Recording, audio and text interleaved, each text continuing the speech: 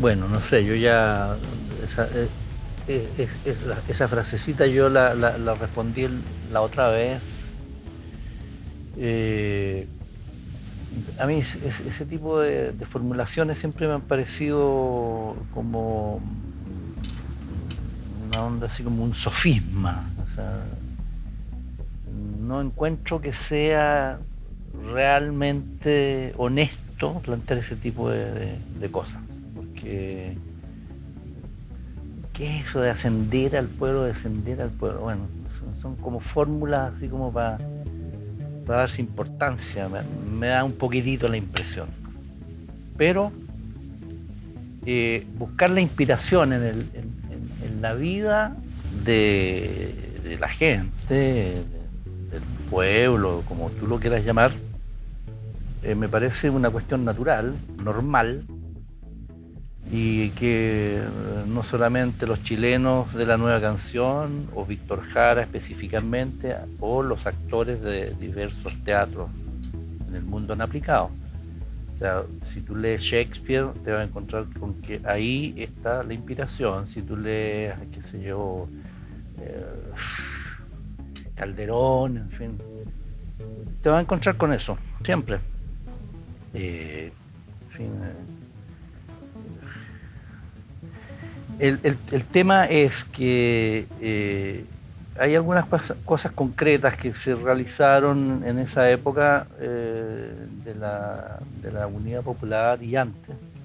Nosotros en realidad yo concibo el asunto como un proceso de combate, o sea, hay un proceso de lucha social muy fuerte, anterior a la Unidad Popular, naturalmente, me estoy refiriendo a eso, y muy anterior también, porque bueno, es la historia chilena que es muy corta, entonces la historia reciente chilena empieza con la independencia, o antes a lo mejor, pero es una historia corta, es una historia corta. Ahora, la historia más reciente, la que me tocó vivir a mí y en la que vivimos nosotros, tanto con movimiento creativo en una época, se nutría en el fondo de lo que la gente estaba pensando y que no podía decir, porque había censura. En el caso de Víctor, por ejemplo, que empezó antes que yo, evidentemente mucho antes, él empezó por la cuestión folclórica. Se ha hablado mucho de los orígenes de Víctor, campesino, etcétera, etcétera, etcétera, pero él llegó a ser un estudiante universitario y llegó a ser un profesional del arte. O sea, no era una cuestión así como, de pronto fui, no, era un tipo que se formó en universidad, se formó en escuela de teatro, se formó con actores, se formó con directores, se formó con gente que le entregó armas. Y lo mismo en lo que se refiere a la cuestión musical. A pesar de que él nunca quiso estudiar música, aprendió igual porque tenía buen oído y porque la música folclórica en realidad no necesita demasiados conocimientos teóricos como para poder realizarla. Lo que era importante era lo que se estaba diciendo. Y lo que se estaba diciendo en el folclore ya era bastante pesado. Basta con revisar las recopilaciones de Violeta Parra, de Margot Loyola, del Negro Pavés y de lo que hacía el conjunto Cuncumén, Millaray y otros, que por lo demás fueron también formadores para mí. Y aprendí eso, en fin, yo era una oreja importante para ese tipo de discursos, que eran con folclore, con guitarra y con bailes y cosas.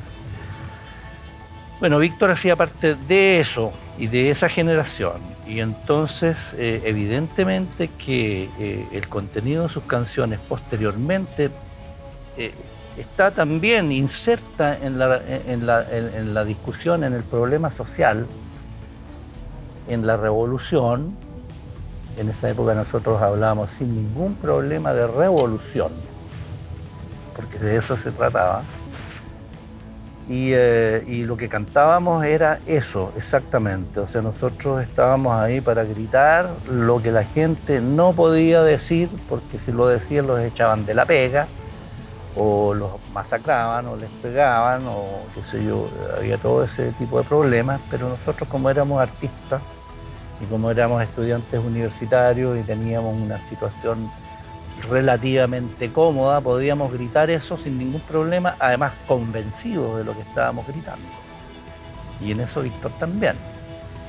En ese sentido nosotros teníamos una comunidad de punto de vista y de pensamiento muy fuerte, no siendo militantes del mismo partido, pero sí viviendo la misma realidad social, económica y política en este país. No sé si respondo a tu pregunta yo con lo que te estoy diciendo.